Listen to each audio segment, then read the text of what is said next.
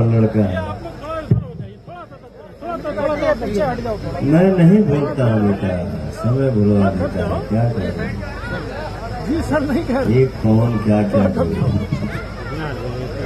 नहीं, अब मैं खड़ा नहीं होगा। एक बार बैठ गई, अब हम ना खड़ा होता। कुर्सी लगा एक बार खड़ा हो जाइए थोड़ा अच्छे से। अब ना खड़ा होता हम। पवन सिंह के मन नहीं था शादी करने का। पवन सिंह के माताजी, पवन सिंह के भाई, पवन सिंह का पूरा परिवार जबरदस्ती शादी करवाया, जबकि हर कोई जानता था कि पवन सिंह किसको पसंद करते हैं। और ये पवन सिंह बिग बॉस में बोले भी हैं कि हम किसको पसंद करते थे, लेकिन परिवार को लगा कि गलत हो जाएगा, इसीलिए परिवार ने हमारा शादी कहीं और करवा दिया।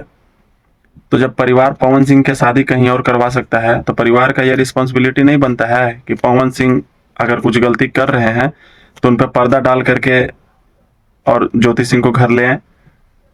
परिवार शादी करवा सकता है, लेकिन परिवार संभाल नहीं सकता है। पवन सिंह की अगर माता जी चाहेंगी तो आपको लगता है कि ज्योति सिंह घर नहीं आएंगी?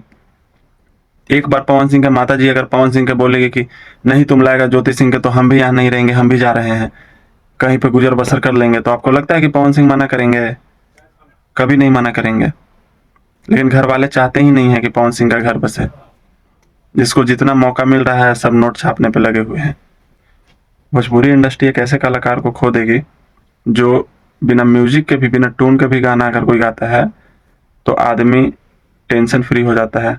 गाना सुनने के बाद एकदम मन प्रसन्न हो जाता है। तो सोचिए कि इंडस्ट्री जो है वो क्या खो रहा है। वीडियो ज्यादा से ज्यादा शेयर कीजिएगा कि वीडियो जो है पवन सिंह के कोई भी परिवार के पास पहुंचे, या फिर पवन सिंह के जो अगल बगल जितने भी इर्द गिर्द लोग रहते हैं उनका तक पहुंचे।